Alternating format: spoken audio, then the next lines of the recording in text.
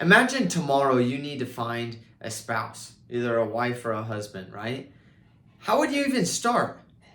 How do you know who to pick? Who's the right person? Who's the wrong person? Who's an okay person? Who's a better person? Who's the best person?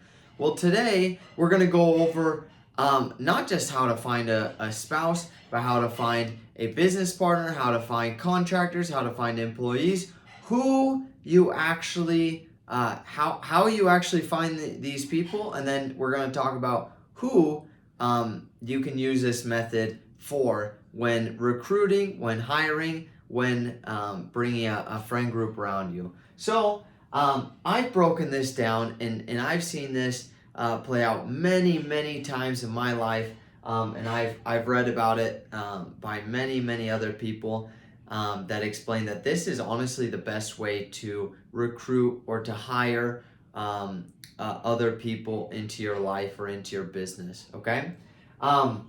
So it's broken down into two categories. One, having the same core beliefs, common core beliefs, and then two, opposing strengths. So common core beliefs, I put some examples right here. Clean, hardworking, brave, thrifty, fun.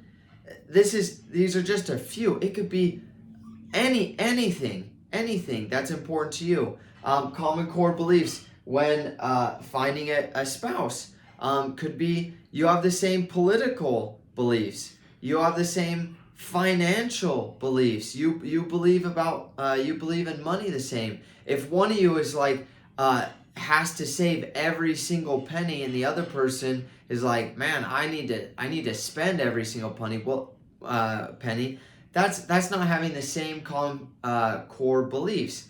Well, that might be a deal breaker to you. That might not be a deal breaker to you. But looking at what are the values or what are the core values that are important to me.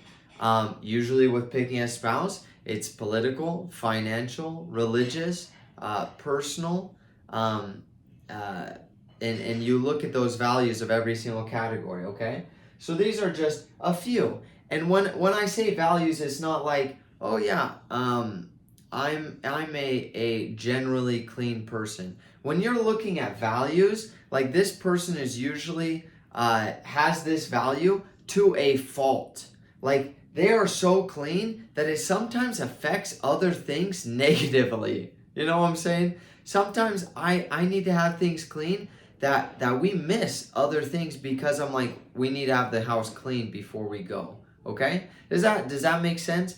When looking at these hardworking, you might be like, hardworking is one of my core beliefs, but then the person that you hire works so hard that they're like, hey, I need to keep on working on this. I don't have time to talk right now. I need to keep on working, and they work so hard. So it doesn't necessarily have to be an extreme. However, you need to look at what degree that value is important to you, because this is to help you. These aren't my values that you should have. You need to look at, okay, what are my values that are important to me in my life and in my business and in whatever I'm doing? What is really important to me? Let's say that you hire a contractor to build your house, but he isn't detail oriented. Well then, and the house is built and things are missed because he doesn't have that core value. Well, to him, he doesn't care about the details. So if he was living in the house, he wouldn't care. To somebody who doesn't care about details, that doesn't matter. But if you do care about the details, then that really will matter to you, and you need to pick somebody with that value as a contractor. Does that make sense? Okay. So you list out what is important to you in your personal life and in your business. To me and my family, we have different values than in our business. Our business has three values, and our family has three values. They're different values. That is totally fine. They might be the same, they might be different. So look at what your common. You need to have common core values and recruit. You're looking for somebody with those values that you have. Okay. Then you're looking at opposing strengths. Let's say that you hire an employee and you are amazing with the numbers, and they're also amazing with the numbers. Well, that doesn't really help you that much, unless you're looking to replace yourself and then you're going to be doing something else. That doesn't help you if they have the same strengths that you do. You want to be looking for opposing strengths. Okay, if I'm not very good at letters or at writing or at usually they associate numbers with accountants and letters with attorneys.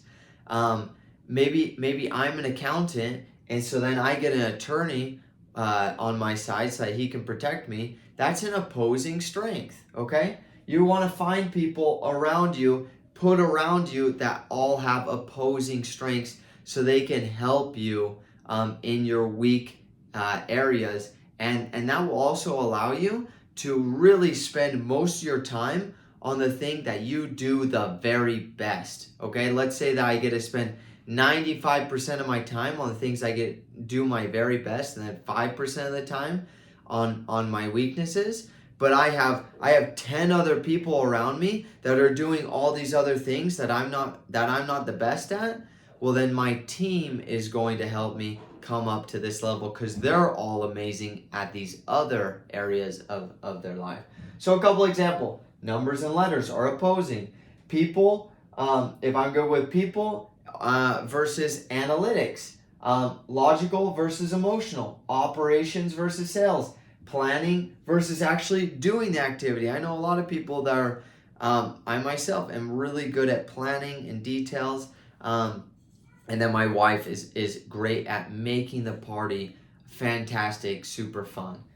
I hope that makes sense to you. So the two things are common core beliefs, and once you found somebody with those common beliefs, then you look at someone with the opposing strengths. To give one more example is a mechanic. Let's say that I get a mechanic that it has the opposing strengths. I'm not mechanical, so he has that strength that I don't have. However, he takes his own sweet time and doesn't respond back to my text messages, and that's something important to me. Well, we're not going to work well together. Does that make sense? But to somebody else, that's like, hey, just let me know when it's done. It could be 2 weeks, could be a month. It doesn't really matter to me. Well, then those people are going to work great together. Does that make sense? Okay. Then the last thing is, who do you recruit or who do you hire? A couple examples are your spouse. You can use this for finding your spouse, finding different employees, and I'm sure you're going to have different employees that you need to have different strengths. However, all of your employees have to have the same common values. If they don't, if you get people around you personally and in your business that don't share these common beliefs, you're going to be hating life. I've done it before, and I've hated it. It's been the worst working with people, and it sucks for them too because they don't like it because you don't have the same beliefs that they do, and then you don't like it. It's a lose-lose situation. So you got to find a common core beliefs. So employees, contractors, bankers, accountants, the credit card company that you work with, the phone company that you work with, you need to have these things, okay? Your politicians that you hire, and then also your friends that you have around you. That's also a very big thing. Just the people that you have around you in every single facet of your life. You want to have friends around you that share your common beliefs, that aren't going to bring you away from your beliefs. Let's say that you believe in God, and all of your friends around you are all strong atheists, and they want to bring you away from your belief in God, or vice versa. You remember, you have to look at what your common core beliefs are, and the closer they are to you, then the more core these values the more in line these values need to be. So I'm not saying that, oh, if somebody doesn't have the exact same 12 core beliefs that you do, then you can't talk with them. That's not what I'm saying. What I am saying is that the closer they are to you, then the more in line these need to be. Does that make sense? So you can definitely have a friend that's an atheist, but if your wife is an atheist and you wanna raise your kids to go to church and to read the Bible and things like that, well then you're gonna have some major problems here. Does that make sense? And one other example is if you hire an employee that is let's say your common belief is working hard. They might work hard, but they don't work extremely hard. Well, that might be okay. Versus if your business partner just works a medium amount of hard, and that's a really core value for you. Well, then you're not going to go as well together with that person. Okay, so the closer they are to you, the more in common these values need to be. And then also with the opposing strength, everyone, just because they have the same strength as you doesn't mean that they can't be on your team. It just matters what they're going to be doing on your team. Okay. I hope that this video was helpful. And next time because every single day we're recruiting people onto our teams, either our personal business, maybe it's a church, maybe you're bringing people onto different callings and things like that. You're going to want to look at common beliefs or common core values and opposing strengths, and you are going to hire a lot more people are going to stay around for a lot longer.